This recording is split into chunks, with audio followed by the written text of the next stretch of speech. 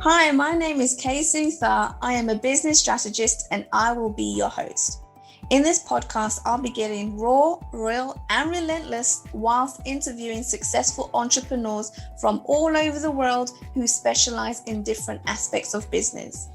We'll cover the 5 main pillars of business, which are sales, marketing, finance, operations, and leadership, but not forgetting mindset, live and digital events, plus much, much more.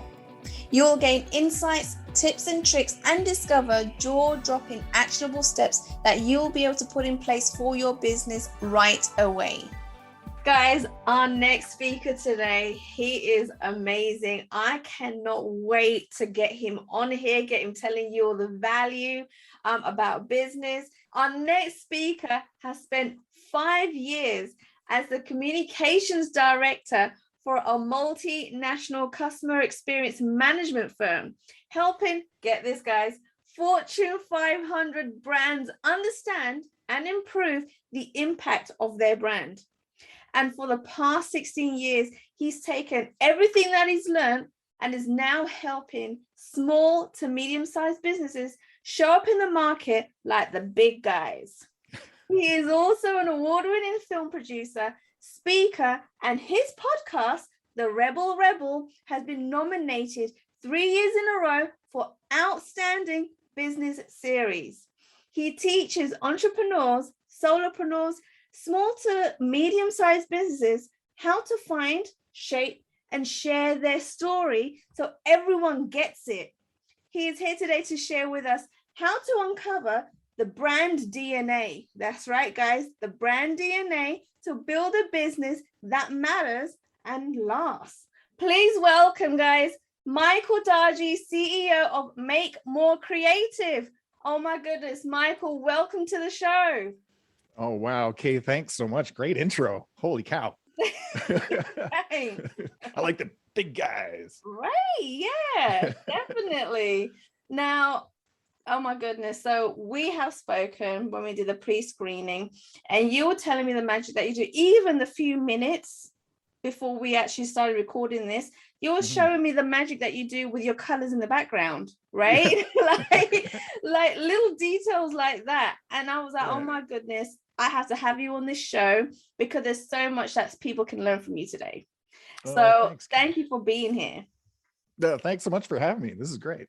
Awesome. Now, to kind of just go straight into it, I know people are thinking, who is Michael? How did he come into this business? How did this start? So tell us a little bit about yourself, what your background is, and how that transition from working for somebody else and building your business came about. Great question.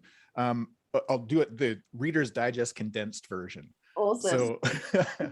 So way back in the 1970s, my dad got us the very first personal computer, TRS-80 from Tandy. And I learned at the tender age of 10 how to program graphics and music, just so I could learn how to do it. I really wanted to do it. Then my mom taught me desktop publishing in the 80s. And then I started teaching in the 90s at different colleges. And then I got a job, as you mentioned earlier, as the communications director at this customer experience management firm. Right. I spent 5 years going back and forth from Calgary to Seattle, like the first year I was there. And then I spent 5 years actually working with these big brands and then actually rebranding the firm that we were in as well. When I left that, probably 2005, I just wanted to work with people where you can make the impact, because with the larger brands, it's difficult because you can't necessarily steer that ship, because they're huge. So I decided to go into business for myself, started a company working purely with solopreneurs, entrepreneurs, and small businesses to help them show up like the big guys. Okay. I like that. So it's almost like you kind of learned the techniques, you learned what was needed or what was missing from the big boys, right? And now you're kind of helping out the people that are trying to become the big boys now. Yeah, that's right. Right. Okay. I love that. Now, a little birdie told me, right? I was told that you have the ability to quickly surgically cut out the bullshit, right? And get to the heart of what business does. Now, you've got to tell us a little bit about that. Yeah. Okay. Well, thanks for asking. That is certainly a superpower. So during the course of the last 16 years, I've learned a lot working with these small businesses, and I developed a methodology I call brand jitsu. So I used to teach Japanese jiu-jitsu. We taught it to police, military, security services. And one of the tenets of Japanese jiu-jitsu is that you should be able to learn it quite quickly. And we like to say within 3 minutes or less, you can learn a technique. Now it takes forever to master them, but you know how the body works and how it doesn't work. You should be able to learn it quickly so that you can use it in a combat situation. And that's sort of my concept with brand jitsu, is to, you know, be able to learn something and take something and make it immediately usable. So I created a methodology around it, how to actually find your brand DNA, how to find your personality, your voice, and then how to codify the stuff that you sell before you even get to your logo and your name and your marketing materials. When I was over the past 16 years, when I was working with these companies, what I found is that they always say, hey, will you do a logo, or will you make a commercial, or will you, you know, do this marketing material? And I'm like, okay, I need to know about your company. So what is it that you're about? Like, what's your voice? How do you, you know, show up in the world? And many of them are just like, I don't know. So what if you think about like an iceberg, you know, what you see above the surface is what I call the outward expression of your brand. So that's your logo, your name, your marketing materials, your website, but it's all the stuff below the surface that actually makes that happen. And down at the very bottom is something I call the brand DNA, which is where we start all the time. Okay. So what does the brand DNA mean? Oh, great question. And I'll, brand DNA is the thing that allows you to become the company that you are. And I'll use an example. Okay. So I do improv at a company called Loose Moose Theater. And basically this is one of the very first places in the world that improv theater happened, improv comedy back in the 70s. I mean, that's not necessarily true, but it's pretty close to being true. Keith Johnstone started it in Calgary in 1977. And one of the things that we learn when we're performing on stage is to create a platform. So the platform is, where are you? What are you doing? Who you're with? Sorry, let me start that again. One of the things that we learn is who are you? Where are you? What are you doing? Who you're with? And what's your relationship to that person? So once you have that foundation built, then you can start to tell a story. People will understand the circle of expectations of what can possibly happen in that story, because we're making it up on the spot. Right. And I took that concept and sort of folded it into business, because I'm like, you know, what's the very first thing that people need to know? They need to know, what do you do? Why do you do it? Who do you do it for? And why do they care? So those 4 things are the foundation of your brand DNA. If you can figure out those 4 things, then everything else can build from that. Oh, okay. That's interesting, because I feel that most businesses, when they first start out, they kind of ignore that bit that kind of comes afterwards, and they look at, okay, what's the business name? What's the logo going to be? What branding colors, right? How are we going to make it pretty and look attractive? So are you saying that that's not the very first things that people should be looking at then? Yeah, that's exactly what I'm saying. Okay. Yeah, and if you get, and the most important parts, I think, about this process of the DNA is the why you do it and why they care, and they being your customer. Because when I talk with business owners or founders, it's really why they're doing it. What wrong are they trying to put right in the world? Like, what is it exactly that drives them to do this? And that, to me, is critical to a company's success. So what I'm hearing from you right now is that when you're building a company, it's got to solve a problem that people are having. Absolutely, yeah. Right. So if there isn't a problem to solve, or if the problem isn't big enough, then you need to scratch that business and think about it all over again. Well, yeah, and I think, like, use a different example. Like, I've worked with a company who's a candy maker, and her reason for being was because she lost her mother at a young age, and they used to bake together and make candies together. It wasn't until, 20 years later that she decided to go into business making candies as a way for her to reconnect with her mother. Right. So there's, and that then ripples through the entire brand, right? That passion. And that's really what we're trying to find when we're building that DNA portion, is where does the passion come from? Okay. So it's really what is the story, the deep rooted story of why people are doing or building this business? Yeah. When we do the DNA, we try and come up with a sentence or two that I call the unvarnished truth. So this is not the marketing message. This is just the clear and simple, no bullshit, no glitz and glamour reason why you're doing what you're doing and who you're doing it for and why they care. That's what we're trying to figure out. And from there, we figure out what the brand promise is. What is it that you're promising to people when they interact with your brand? And then once you know that, you can always continue to check back on that and make sure that that's what you're accomplishing. I see. Oh, I love that. I love how you get really deep, you get to the root, and then just build on that. Because I guess people don't like to talk about it, right? They don't want to talk about why they want to build this business. It might be too personal, or it might come from, as people say, come from a negative place where it doesn't necessarily, it's not negative, it's just the experience that you've gone through yourself, right? And Absolutely. Now you want to make the world a better place. And I guess you don't want people to necessarily go through the things that you went through, so you want to provide a solution for people, Absolutely. Right? So I love that. And so tell me this then, Michael, what qualifies you as an expert? Like, did you get a degree in this? Do you have papers? Like, why are you qualified as an expert? Great question. I mean, I guess I've just always done this. Okay. In the 90s, I worked for a company where we taught like computer programs, mm-hmm. and there was no program for new media, because new media and the internet and video editing and that stuff was brand new. So I wrote the curriculum for the new media program here in Calgary. And then I got a job as the dean at a design college as well. And then I got into, the communications director position at Service Intelligence. And then I've been working and doing this stuff nonstop. So I'm completely self-taught, but I've also been teaching. I've got about 38,000 hours I've calculated teaching people things over the course of my career. Yeah. Okay. So it's real life experience, basically what you're saying. Absolutely. Right. Yeah. And you just build putting it into practice.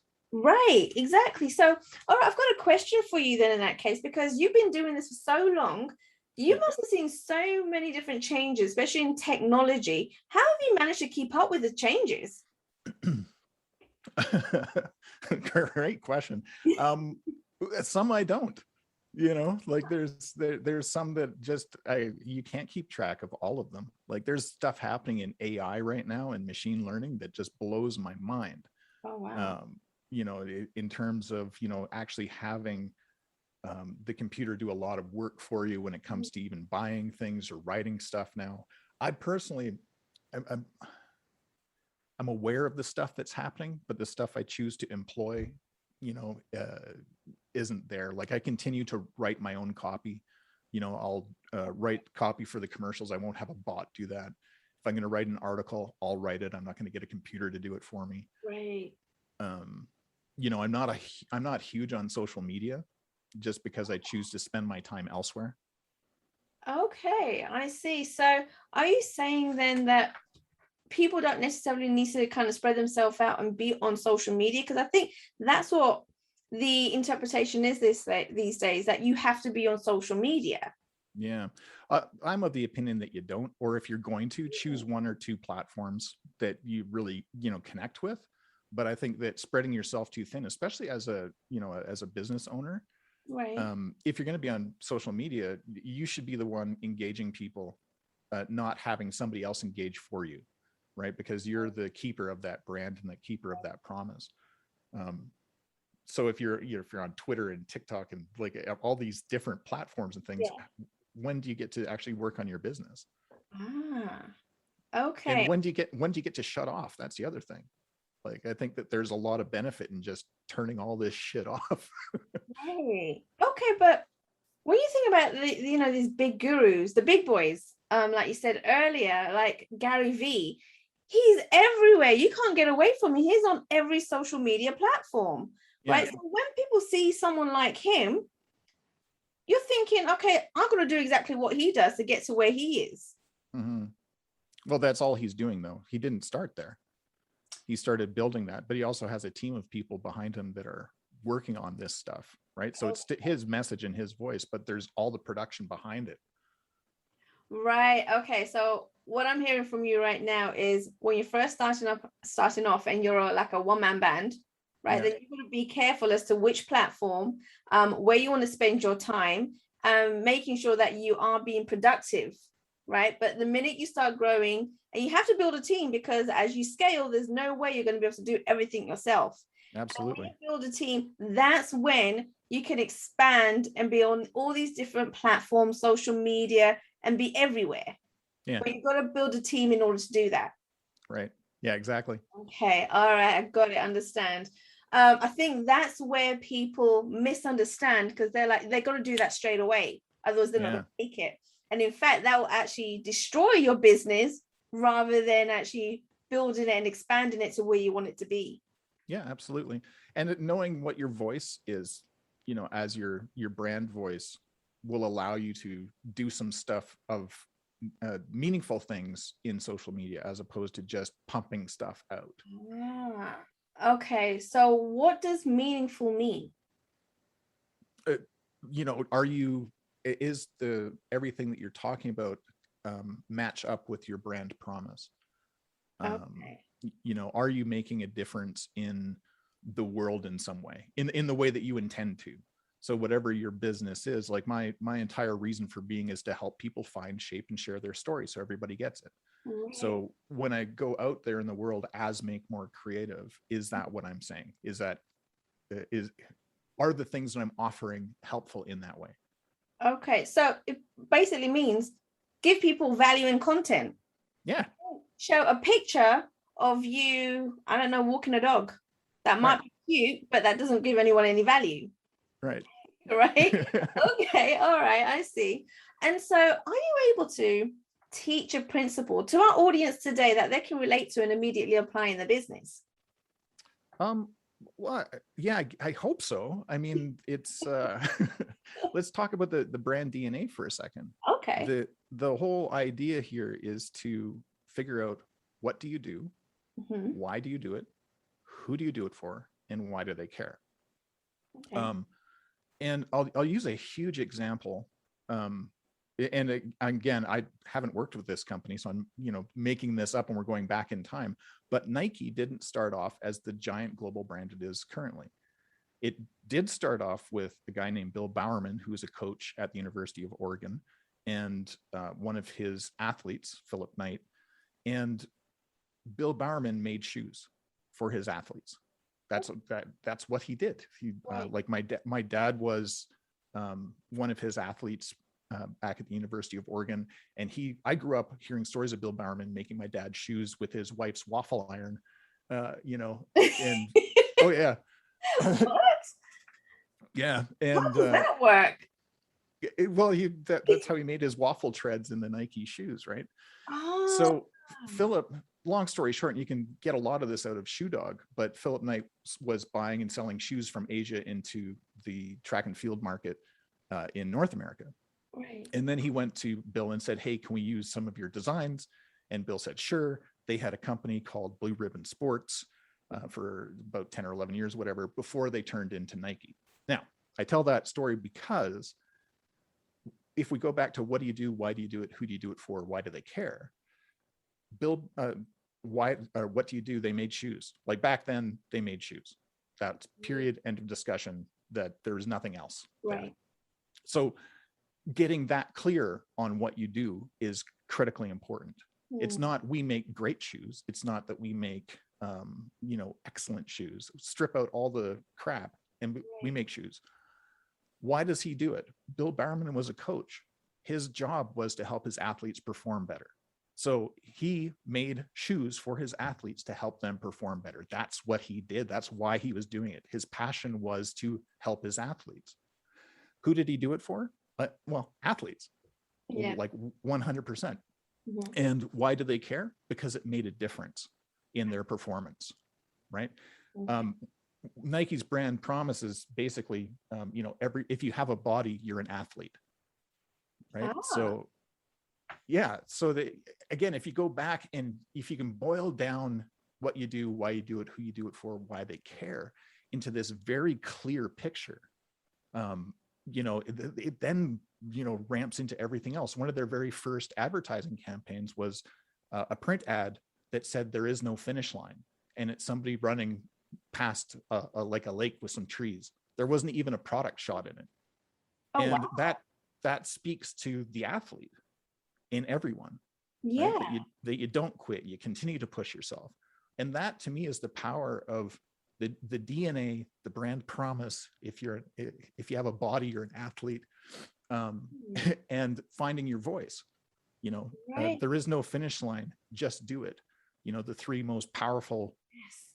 words. Anyway, so that's what we're fighting for. And Oh, the wow. other thing, I guess, is that fighting for the truth of it all, like getting at the unvarnished truth, and to not get caught up in the trying to make it marketing bejazzlement right from the get-go, but figure out what that truth is, because those are the stories that people remember. Right. Okay. That makes complete sense now. And I like how you use Nike, because everyone can relate to that. Everyone knows who Nike is and what it does.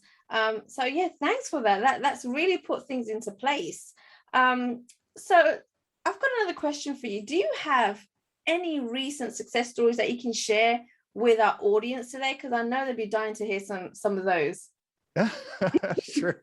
I'll be super quick about it. There's lots. Um, One of the ones that really stands out is this was about 2 years ago. I was approached by a company that they had engaged a marketing firm here in town, Okay. and they spent 4 months and $30,000 trying to figure out their brand. And at the end of that time, by the time they got to me, they had a 1-page Word document that was just marketing bullshit. It was like, it made no sense whatsoever. I had no sense of who that brand was. Right. So I basically applied my methodology to their challenge. Mhm. And we had 2 sessions, like one full day, then a week goes by, then another full day. And we literally uncovered their brand in that time, and took them to market. Now before we did their branding work, they would spend 4 hours in a client meeting and perhaps win the business 20% of the time. And that was a long time to spend with a client for a very small success rate. Right. Now, when we got finished and they could tell their story quickly and effectively and get to the why, it was 20-minute meetings with an 80% success rate. Wow. So it's the power of being able to tell your story in a compelling way that your audience understands or connects with. And I Yeah. guess the other side of that too is to stop talking about yourself. It's when you're a company, it's not about you, which is weird to think about, but it's about the customer that you're serving. So it's their hero's journey that you're supporting. Your job as a company is to help support their journey. And as soon as you can start, speaking in their language and connect your story with their story, that's when magic happens. Ah, okay. So the secret behind that is you're going to change your messaging to make sure that it's about your audience and stop talking about yourself, Yeah, right? Because people don't really care or want to hear about you. They want to know how you can help them, exactly. right? Yeah. Ah, okay. All right. That makes complete sense. And I think a penny has dropped with a lot of people that's going to listen to this now, because a lot of people do just, I guess it's human nature just to talk about yourself. Well, it's the thing that you know the most. And oftentimes it just takes a moment to look at like your copy on your website. And I've done this for clients before, where we do a we to you ratio analysis, where Okay. how many times do you talk about we and how many times do you talk about you? So if you go, we do this and we do that and we're all this and what we do is great, then you look at you need this and you need that, your challenge is this. How many times do you talk about yourself over the other person? Right. Oh, And that's now if you could flip interesting. that script, yeah, that That's then increases engagement. right. That's interesting because um, now you saying this, I'm kind of reflecting back, and I've heard a lot of people say when they write copy, there's too many eyes in here. We've got to change that. Too many eyes, and I guess that's Yeah. where it comes from. Yeah. Right. Okay. All right. So we've got to get rid of the eyes, and we're going to talk about them. Yeah. Right. Make it about your audience, the people that are going to be buying from you. Exactly. Well, if you show them success, if you show them how they're successful, Yeah. and how you support them, I look at it like you're Yoda, or maybe you're Obi-Wan, right? And I'll date myself here, but so you've got the Force, you know how the Force works, and you're going to teach Luke or Leia how to use the Force. But Luke and Leia are on their very own journey. They're in their own story, and it's a big one. You're just there to help support them, to show them how to use that Force to benefit their journey. And that's really all we're trying to do as business owners. Okay. All right. And I guess this is a new habit that people are going to have to enforce, especially if you're a business owner. Yeah. Right. Okay. I love that. Thanks so much for that. Because that I guess is a different perspective to have, right? And you got to change your entire messaging and make sure it is about your audience. So that's awesome, Michael. Thanks for mentioning this and bringing it up. You're welcome. Now, is there a way, people are going to be thinking, is there a way, oh my goodness, that we can get it in touch with Michael, because they need you, right? They need to sort out their messaging, their marketing, and what's going on there. How can people get hold of you? And do you have, if anyone wants to dabble, right, and find out a little bit more about you, do you have any kind of additional free resources that people can download? Kind of. That's very good. I'll answer a couple of those questions. First of all, go to makemorecreative.com is the website. Okay. And that's where you can learn more about what, how I can support you. But for you guys specifically on the Uncensored Society podcast, I've got a page, which is makemorecreative.com/uncensored. And in there, there's a link to my Calendly where you can book a free 30-minute session so we can do some one-on-one stuff and we can actually talk about your business. There's no cost to it whatsoever, but I can, give you some insight on stuff that I've seen and maybe, direct you in a certain way or answer some questions or brainstorm. And then you can actually jump into our mailing list as well. So you can find out when we've got workshops coming up, because we work with companies all the time in workshop settings. Right. Yeah. Okay. I love that. Oh my God, I feel so special. Listeners feel so special, right? Because you've done something for us, and we can actually get on a call with you and actually have a one-on-one discussion to find out how we need to strategize better with our messaging. Right. Yeah, so thank you so much for doing that for our audience and our listeners. That's amazing. And guys, if you want to speak with Michael, make sure you do go down to that link. Make sure you book a call with him, go onto his website, have a conversation with him, find out what else he's doing. And remember, all the links will be in the show notes below. So make sure you do scroll down. They're all there. Michael, it was amazing to have you here. Thank you for coming onto the show. So many golden nuggets. I loved it. Thanks once again. Thank you, Kay. Thank you for your time and listening to Uncensored Society podcast. All resources mentioned throughout the episode will be added to the show notes, and you'll be able to find them at the bottom as you scroll down. Don't forget to go ahead and subscribe and leave a review in iTunes. Thank you once again.